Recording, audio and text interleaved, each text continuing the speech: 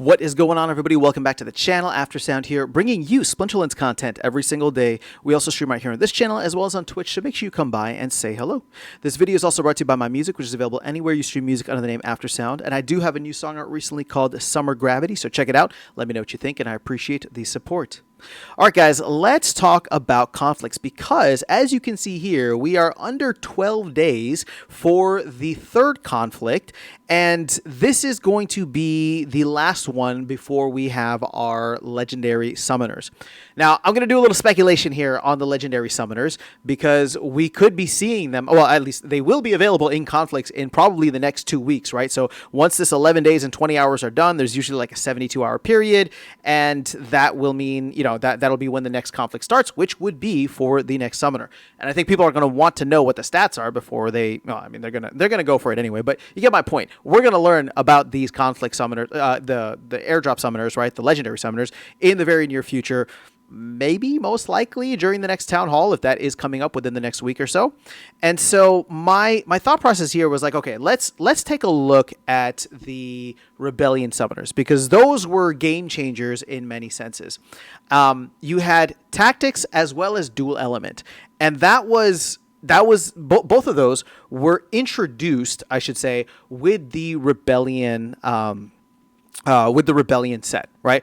And it wasn't just with those summoners. You had other summoners as well, right? So the common summoners first came out and had the, what's that called? Dual element. And then you had the rare summoners as well that had the tactics. And so the legendary summoners essentially combined both of those two new features and made, you know, those cards actually very, very powerful and very awesome and highly desired and maybe even OP for some of the meta, right? So here we are now where we have a new feature that was put in, which is the Bloodline feature. And that is probably the core feature of the Conclave Arcana set, right? So we have Bloodlines. So the question then becomes, I don't know that there was another feature added in that they could kind of combine. And if they want to make these cards compelling, are they going to do so in a way where it's like, it's going to have Bloodline benefits, it's going to be, dual element, and it's also going to have tactics, right? Like that would be awesome, but the power creep on that would be insane, right? It would be absolutely insane. So could that happen? I mean, again, absolutely, and that would be kind of wild. But my guess here, so that these cards are not like super OP, and again, this is just a guess. I have no idea, but my guess is that they're going to choose two of those, right? Or mainly it's going to be the Bloodlines, right? Or Bloodlines is going to be one of them just because that's the core feature of the set. And then it's going to be something that is either dual element or tactics. Now, if I had my way, and if I'm looking at this just kind of logically, the dual element kind of doesn't play well with the it's kind of redundant, I should say, for the Bloodlines, because Bloodlines can already pull people in from other areas. So part of it is like, again, not that like you being able to pull everything from an entire element would be nice rather than just the matching gnomes or whatever it is. But I think what makes the Rebellion reward cards and Rebellion legendary summoners super powerful is not even necessarily the dual element. Yeah, I mean, that's cool, but the tactics is what makes that set so powerful in many ways. And I know the tactics, the rare tactic summoners weren't that great. Maybe you had Avina the Wolf, that was pretty powerful, but the tactics on all of the legendary summoners for Rebellion are phenomenal, right? And they come in handy in so many different ways and shapes and forms. And so if you wanted them to be, at parity at the very least with the Rebellion legendary summoners, I'm talking about the Conclave Arcana legendary summoners on parity with that, I think you'd need to include tactics. Again, just my thought. I think you'd have to have tactics there.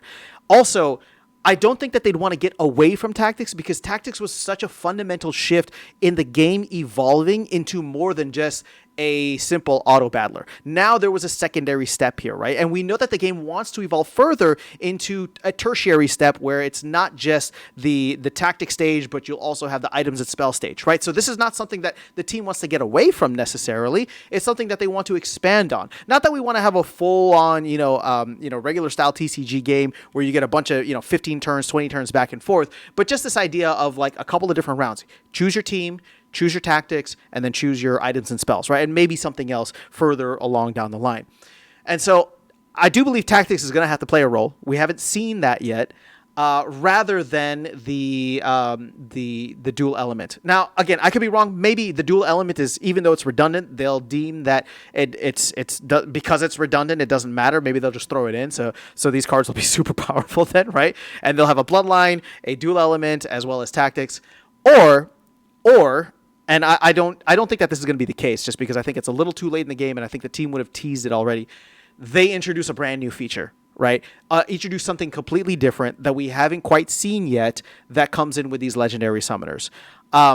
So therefore, they do have that kind of like dual feature to them, the way that we saw the dual feature on the Rebellion legendary summoners. Now, again, could it happen? Yeah. Will it happen? I don't know. I mean, I believe Matt and the team probably would have teased it out a little bit more if that was going to be the case.